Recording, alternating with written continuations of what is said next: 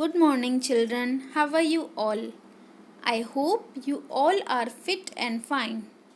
In our previous class, we have discussed about the roots or the root system.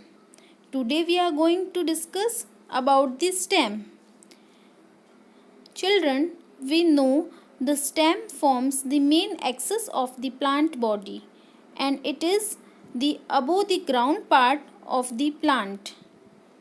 And the main function of the stem is to help the water and the minerals to go to the leaves and other part plant like that attach to the stem through their narrow tubes present inside the stem.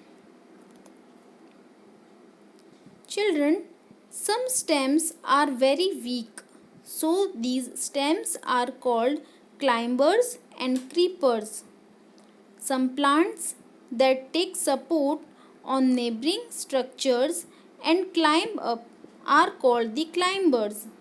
Example of the climbers are money plant, pea plant, grapevine, etc. And then plants with weak stems that cannot stand upright and spread on the ground are called creepers. For example, watermelon, pumpkin are the example of the creepers. Children, the stem is divided into nodes and the internodes.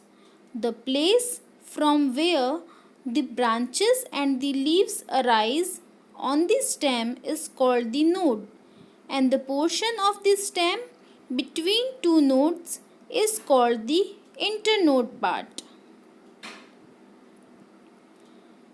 Children, you can easily see in this diagram that some buds are present in the apical region. So, these buds are called the apical or the terminal buds. And what is the function of these buds? These buds leads to increase in the length of the plant body, or we can say the height of the plant body. And the buds are also present in the axils of the leaves. So, these buds are called the axillary bud or the lateral buds. Children, you can easily see that the stem and its branches hold the leaves in such a manner that the leaves get maximum possible sunlight, so that these stem bears the leaves, flowers or the fruits. And when these stems are green, so that they are help in the production of the food through the process of photosynthesis. This is the example of the terminal buds. You can easily see in this diagram. Children, as we have discussed that some xerophytic plants like the cactus plant, it is the picture of the cactus plant. So, this is the xerophytic plant. In this plant, the leaves are modified into the spines. Because why these are modified, or we can say the reduced to the spines? Because the main function to reduce the leaves is to reduce the water loss from the plant body, or we can say the leaf surface, through the process of the transpiration.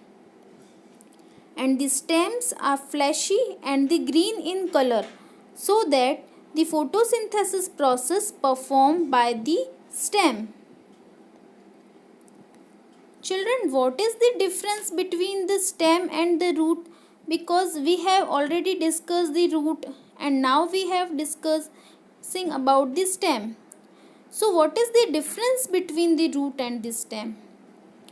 We know that roots generally develops below the ground, but the stem generally develops above the ground.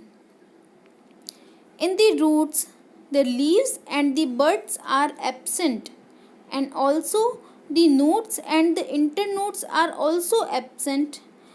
It always brownish in color. It never in green in color. Always brownish color roots is present. But the stems bears the leaves and the buds, and the nodes and internodes are also present. Sometimes the stems are green in color because in the herbs it is green in color.